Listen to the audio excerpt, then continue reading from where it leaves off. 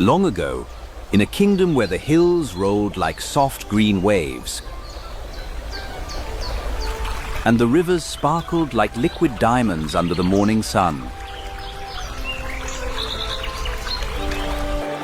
there stood a magnificent castle, home to a royal family, loved by all.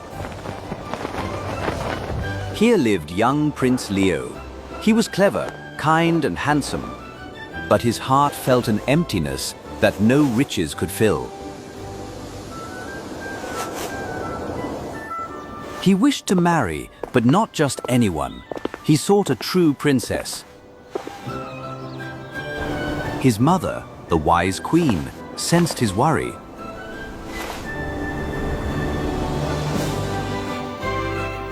My son, I know what your heart seeks.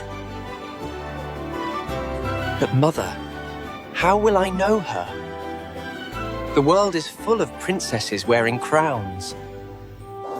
The queen shook her head gently. A true princess is not defined by her crown, Leo.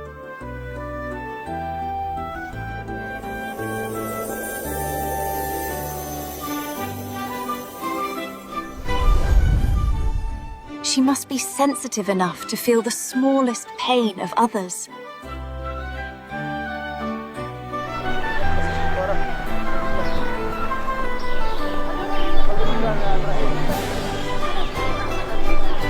Leo listened carefully. This was a lesson he would never forget. Only a heart that feels a tiny pebble can truly understand the suffering of the world. With his mother's words in his heart, the prince prepared for a long journey. He packed light, taking only what he needed. He was not looking for a girl with the most jewels,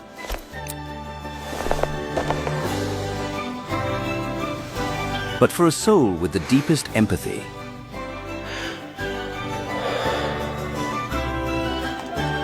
The morning of his departure arrived.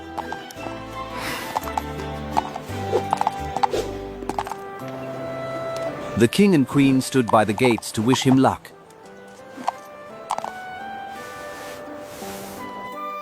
I will not return until I find her, Mother.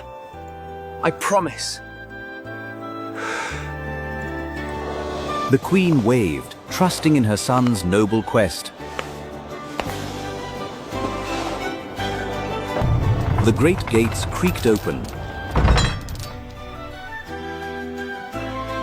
And so, Prince Leo rode out into the wide world. He left the safety of his home behind. He traveled through thick forests where ancient trees whispered secrets. He rode along cliffs where the ocean roared its mighty song.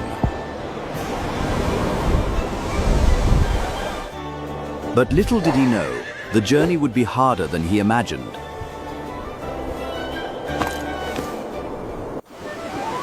First, he sailed to the Pearl Islands. There lived Princess Valeria. She was famous for her beauty.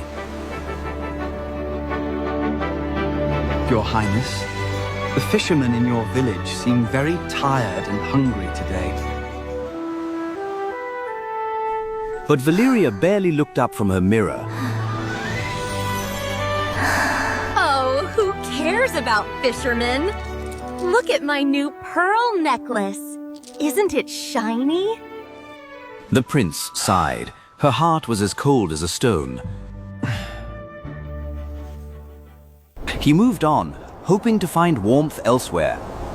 Next, he climbed to the northern peaks. Here he met Princess Serafina. She was talented and fierce. She could play music and recite poetry in 5 languages.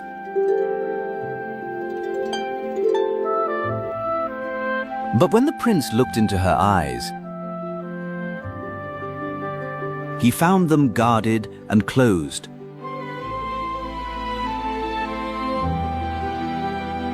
Her crown weighed heavier than her smile.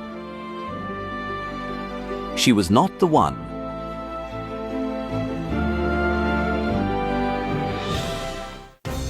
Finally, he arrived at the Golden Desert. Princess Amara was lively and full of energy. For a moment, the prince was hopeful. Look, a simple flower surviving the heat. Isn't its strength beautiful? But Amara frowned instantly. Ugly weed. A princess must only admire the finest gold and jewels. Disappointed again, the prince realized she valued gold more than life. Time after time, the prince was disappointed.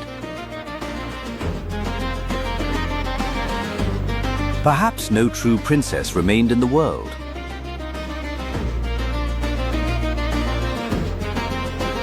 After a long year, he returned home. The people cheered for his return, but his heart was heavy. He carried no bride beside him.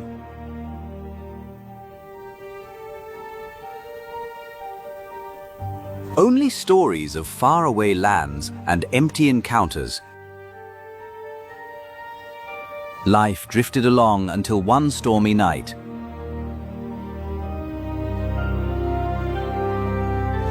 He wondered if he would ever find the empathy he sought.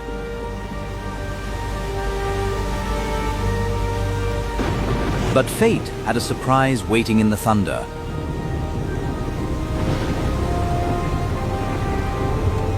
One night, a terrible storm hit the kingdom.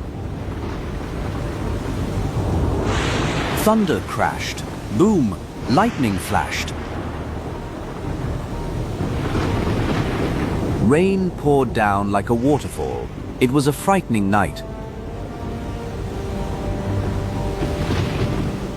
Suddenly, there was a knock at the castle gate. Who could be out in such weather?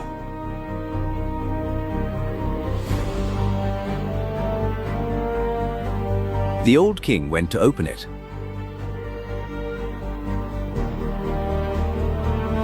And there was a princess standing outside. But good heavens, how she looked. The rain streamed down her hair and her clothes. She looked nothing like the wealthy princesses he had met. I am a real princess. My name is Elara. I have lost my way. My kingdom was taken. I had to flee.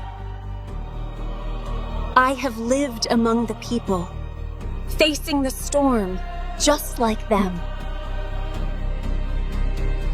The queen looked at the poor girl. She didn't look like a princess, but the queen had an idea. We shall see if she has a sensitive heart. The queen went into the guest bedroom alone. She placed a single tiny green pea on the bottom.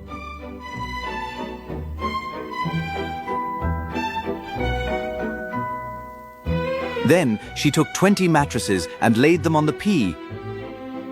Then 20 feather beds were put on top of the mattresses. It was a mountain of a bed.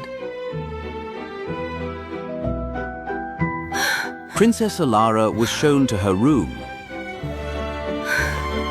She had to use a ladder to climb to the top. She was safe and warm at last. But something was wrong. She tossed and turned. She could not find a comfortable position.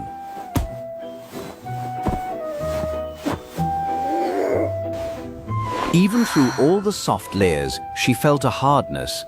It felt like a stone, reminding her of the hard road she traveled. The next morning, the sun shone brightly.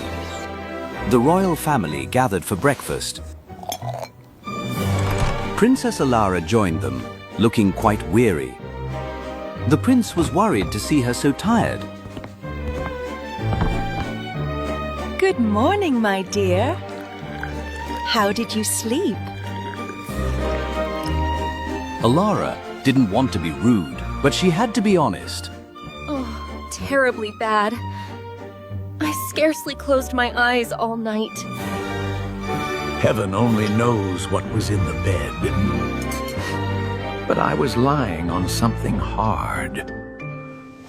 It hurt my back, and it reminded me of the hard rocks my people sleep on when times are tough. I could not rest while feeling such discomfort. It felt like their pain. The queen smiled broadly. The test was a success. The prince's face lit up with joy. You see, my son? Only a real princess could have such a sensitive skin and such a tender heart. To feel a tiny pea through 20 mattresses, that is the sign of true empathy. And there it was, the tiny green pea that caused such trouble. Prince Leo knew he had found the one. He found a partner who would feel the people's pain and rule with kindness. Soon, news came that Alara's kingdom was safe, and her parents arrived to bless them. And so, the prince and Princess Alara were married. The kingdom rejoiced.